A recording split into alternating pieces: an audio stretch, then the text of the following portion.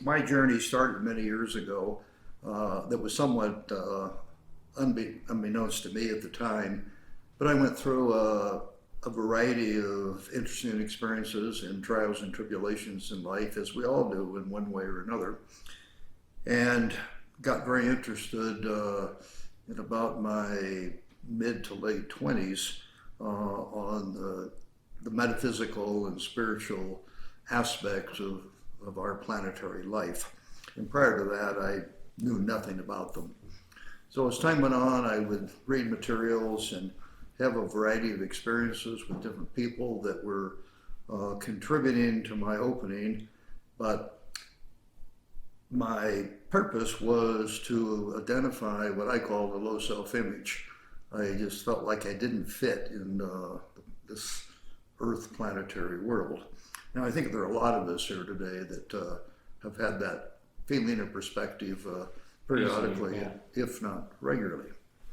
So as time went on, a few years ago, I was in bed and in the middle of the night, sound asleep, and was jarred by whether it was a physical shake, which it probably wasn't, but at least some kind of a shake that said, then a voice said, "Robert, get up. We'd like to have you go to your study." And so I said, no, I'm too tired. So I started to go back to sleep. I got shaken again. And they said, "Look, it's only going to last 20 minutes. It'll be okay. Just go in and we want to talk to you." So obviously, the third time, I thought, well, I guess there's some seriousness here. Might as well see what's going on. So I went into my study, and that was the beginning of a 9-stage journey.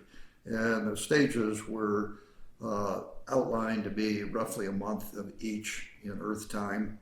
And I would get up 3 or 4 nights a week for the middle of the night, usually 1:30-ish in that range, for an hour and a half, and later it was a couple hours even. And so I was instructed to walk on what they call the Golden Path. And so I would walk on the Golden Path and have a series of experiences, which had a lot to do with chakra clearing and chakra opening, consciousness clearing and consciousness opening, if you will. And along this Golden Path, I would meet various entities that would guide me and instruct me. The chakra opening was a major theme all the way through, and it started with my throat chakra. And that, of course, went to the other chakras as well.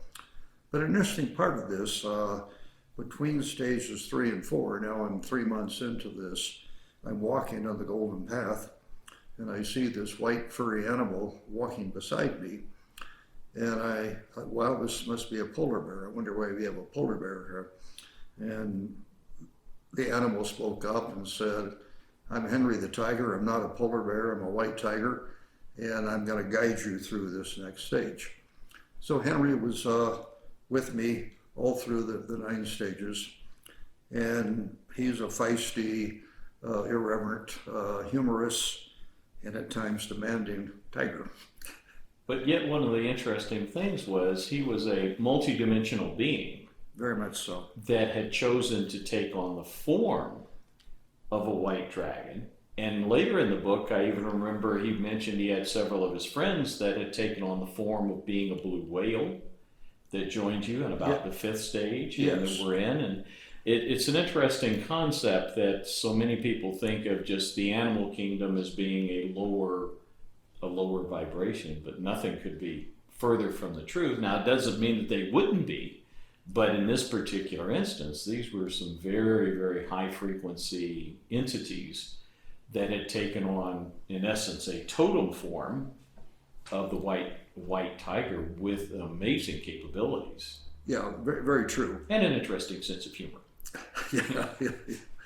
Yeah, and he, along the way, he said, if I get too caught up in my ego, and the idea is to leave the ego behind and really focus on the spiritual guidance, the inner sense guidance. And he says, if you get too caught up in your ego, I'm going to bite you. Yeah. And he did for a period of time. I felt my right lower leg getting more and more raw. And I literally felt that. And then he said, okay, I'm not going to bite you anymore. I think you've got it reasonably well. But if you do get caught up in it, I'm going to bring it to your attention, and you just pat me on the head to acknowledge that you know what I'm saying. So Henry has been a terrific guide all the way through. And even today, after some years of time passed and doing all this, Henry's still around today. And we go to a beach each morning, and there are 3 beautiful whales there that greet us, and Henry, and there's an East Indian masseuse by the name of Beale, and some others show up too. So it's... And they still show there now? Oh yes, they very much so do. Now, your journey, so many people will start on one particular area. This particular journey, wasn't it something in the range of 9 months, or how long did this? It was 9 months. Again, each stage was a month in Earth time. Was it? So it was 9 months, yeah. Yeah, that was always an interesting part. The length of time each one of these stages were taking, and they were very, very much like a very intensive workshop. Very much Because it so. was, as you said, 3 times a week or something like 3 that? to 4 nights a week I would get up, and as time went on, it was more frequent. So it would be on the last 4 or 5 stages, it was 4 nights a week, sometimes slightly more, but usually 4 nights a week. How much of the practices that they worked with you in the dream state and in the meditations do you still actively do in your life today? Well, that's a good question, and quite a bit. One is, of course, every morning I've been instructed for a long time to meet Henry, the tiger, on a beach. And so I go into a beach in my mind. And as I mentioned, the masseuse, Beale, the East Indian, and the 3 whales and others show up. And so I get guidance for the day, anything that I might be still needing to work on, I'll get that kind of direction from Henry. And so that's one. And there's been shifts that have occurred within me, which is probably the more salient point.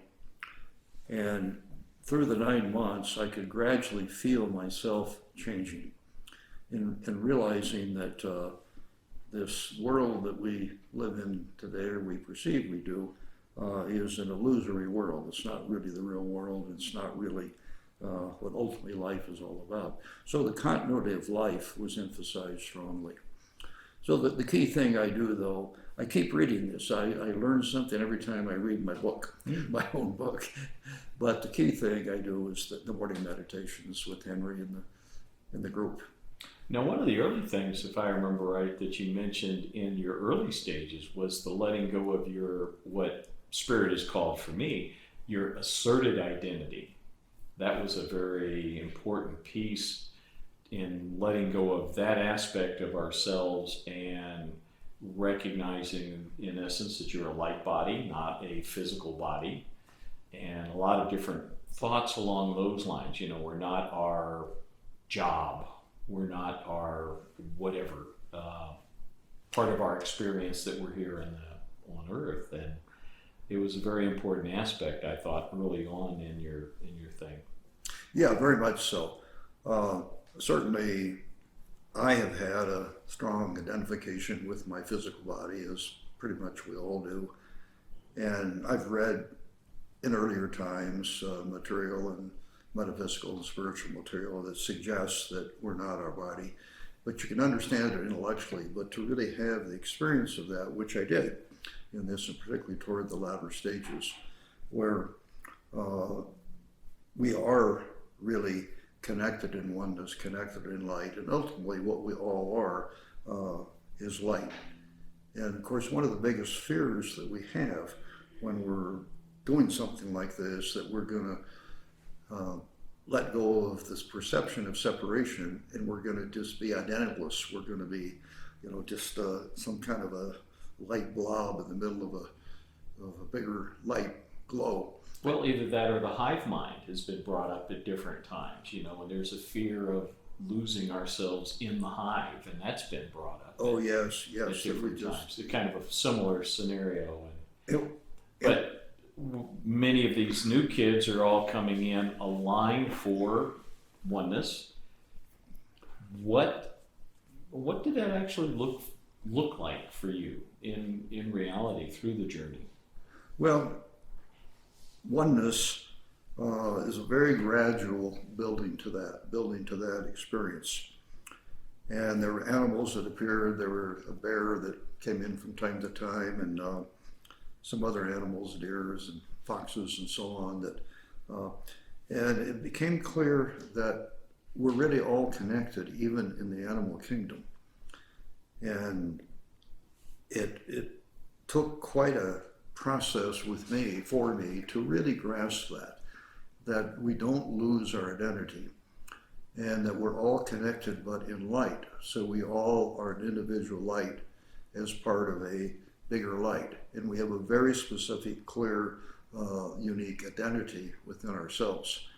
So that we not only not lose our identity, we actually gain it.